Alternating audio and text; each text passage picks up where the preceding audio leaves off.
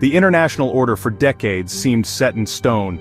It was a world largely defined by American power and influence, a unipolar moment that followed the collapse of the Soviet Union. Yet beneath the surface of this established hierarchy, new currents were forming, gathering strength and momentum. The rise of the BRICS nations, Brazil, Russia, India, China, and South Africa, represents perhaps the most significant geopolitical development of the 21st century. This is not a formal military alliance like NATO, nor is it a tightly integrated economic bloc like the European Union. Instead, BRICS is a looser, more flexible coalition of major emerging economies. At its core, the BRICS agenda seeks to challenge the long-standing dominance of Western-led institutions like the International Monetary Fund and the World Bank. To counter this, they have created their own institutions, such as the New Development Bank, designed to finance infrastructure and sustainable development projects on their own terms. The presidency of Donald Trump marked a dramatic departure from decades of American trade policy. His administration, driven by an America First ideology, launched a series of aggressive trade wars. The primary tool was the unilateral imposition of tariffs, taxes on imported goods, aimed at reducing the U.S. trade deficit and pressuring other countries to change their economic practices. For the BRICS nations, this was more than just an economic threat. It was a direct challenge to the rules-based international trading system they sought to uphold and reform. In response to these unilateral actions, the BRICS countries did not splinter. Instead, they found a renewed sense of purpose and unity, working to strengthen trade ties among themselves. They explored mechanisms for conducting trade in their own local currencies, a direct move to bypass the US dollar's dominance in international transactions.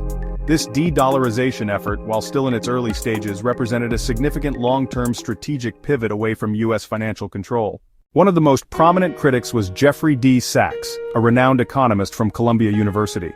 Sachs argued forcefully that the US approach was based on a fundamental misunderstanding of modern economics.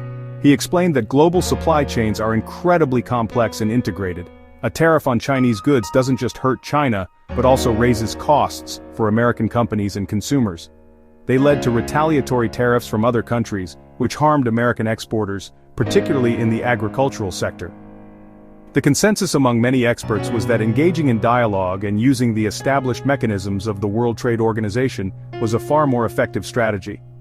While Washington was building tariff walls, Beijing was promoting initiatives like the Belt and Road Initiative, positioning itself as a champion of global trade and connectivity.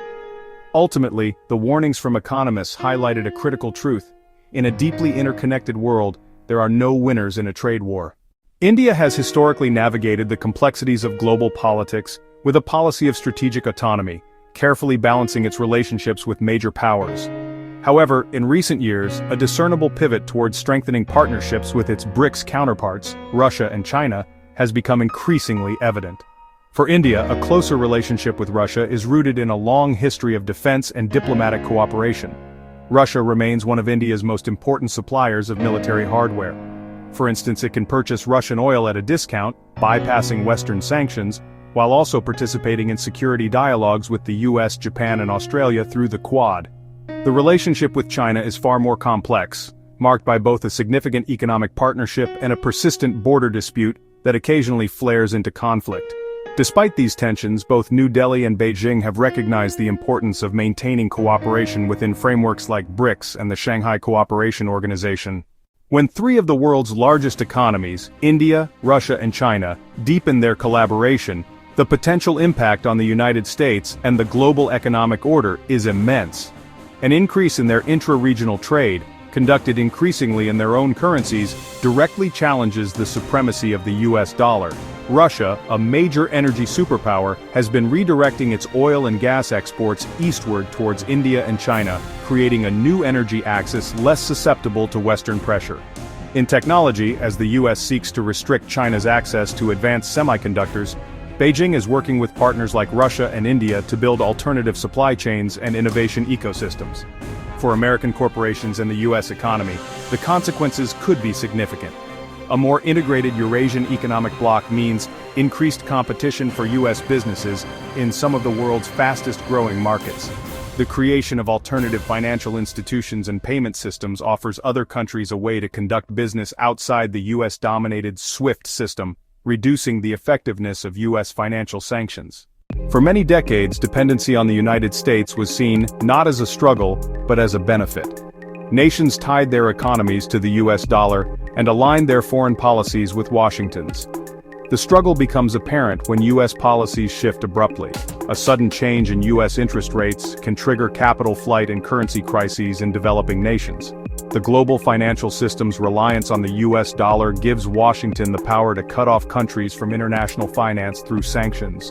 Nations dependent on US aid or security guarantees find it difficult to dissent from American positions, even when it goes against their own interests. The desire to break free from these constraints drives the growing appeal of multipolar platforms like BRICS, which offer space for countries to coordinate without fear of retribution. We are witnessing a global trend towards diversification. Nations are building new trade partnerships, strengthening regional blocs, and exploring alternative financial mechanisms. The United Nations Security Council is meant to be the world's ultimate arbiter of peace and security, but on the Israeli-Palestinian conflict, it often appears paralyzed and deeply divided. A primary reason for this impasse has been the consistent use of the veto power by the United States to shield Israel from critical resolutions. Many world leaders argue that US support for Israel's actions in Gaza has at times appeared to contravene international humanitarian law, pointing to high civilian casualties and destroyed infrastructure. When resolutions calling for an immediate ceasefire in Gaza are proposed, they often receive broad support from the majority of the Council's members, only to be struck down by a single American veto. When the US blocks resolutions that call for adherence to international norms, it is seen as applying a double standard, demanding accountability from adversaries while shielding allies. This diplomatic friction provides an opening for other powers, like China and Russia, to position themselves as more balanced and principled actors in the Middle East. A growing number of countries around the world have decided to unilaterally recognize Palestinian statehood, bringing the total to well over 140 nations. In a significant shift, several European nations including Spain, Ireland and Norway have recently joined the chorus, demonstrating America's diplomatic isolation. When we tie all these threads together, the rise of BRICS, the backlash against US trade policy, the strengthening of an Eastern economic axis, a clear picture emerges. We are witnessing the gradual but undeniable decline of the unipolar world order that has defined international relations since the end of the Cold War. This transition towards a multipolar world is not necessarily a negative development.